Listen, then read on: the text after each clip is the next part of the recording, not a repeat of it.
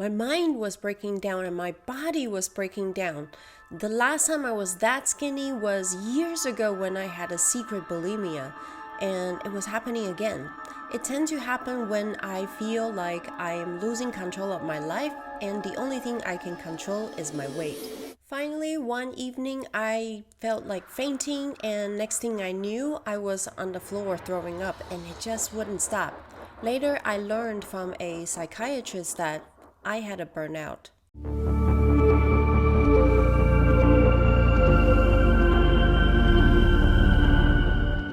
Before the burnout, I had a decent career. I had lived in Silicon Valley, I had lived in San Francisco, working in tech, and I've had good jobs that allow me to move countries. So on the outside, I had a great career working in a big company, but on the inside, I was actually very insecure because I wasn't learning any specialized skills doing what I was doing.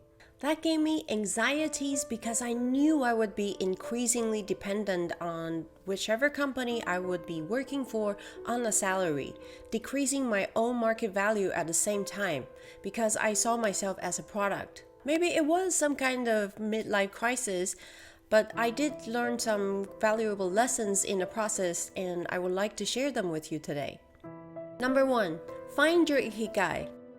After spending the whole year trying different things, I know finding your ikigai is neither a simple task nor a straight line. I'm only just starting to feel like I'm getting a hang of it. And what is ikigai? It is a Japanese concept of finding your purpose and fulfillment in what you do.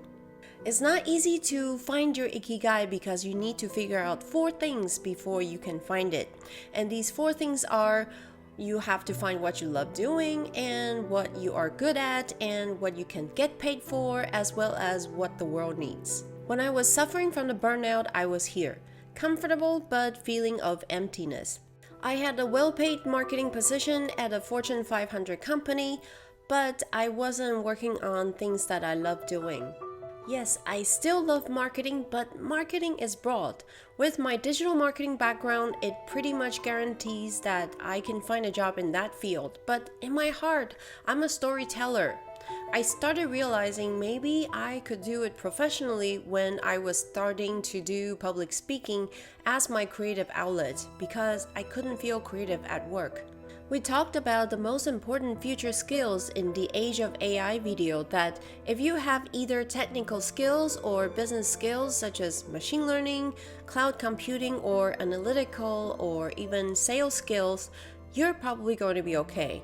But to find a sense of long-term fulfillment and not just a sense of survival, you have to find your ikigai. It doesn't always mean a career in tech or marketing or AI. No, you have to find your own path by experimenting and trying different stuff. Number 2, build your own personal moat. You think when companies or clients hire you, it's because you're the best at doing that? Don't be silly. For the same position or project, there are probably at least 100 other people who are just as qualified. What you need to do is to stand out and show off your uniqueness and show who you are. You can achieve this by having a unique blend of special skills and professional experiences, or you can achieve this by having a side project. I currently have 2 things to show for: this YouTube channel and the Rethink community, where marketers enjoy sharing knowledge and learning from one another. And I make music sometimes. It's very difficult for me to still bring everything I do into one narrative to really figure out what I'm doing, but at least I have something to show for, and this is how I'm winning businesses and projects sometimes. The 3rd lesson is learn to figure out what you don't want to do. The best part about leaving the corporate job behind and becoming a freelancer is I finally get to pick what I like doing, and I can say this now loudly and openly that I do not want to execute campaigns anymore.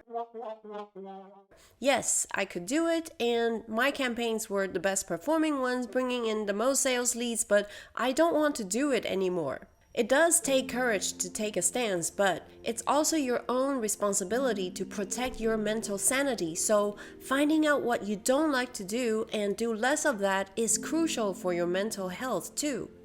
The fourth lesson is create your own reality.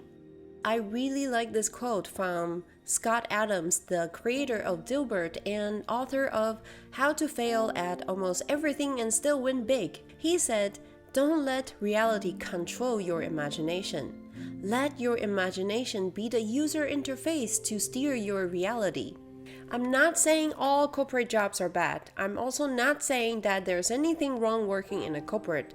I'm only saying that if you feel stuck or you don't like what you're doing, remember you most probably have the ability to change the situation, even though it may feel a little strange or scary. But trying to change your life is always a bit scary.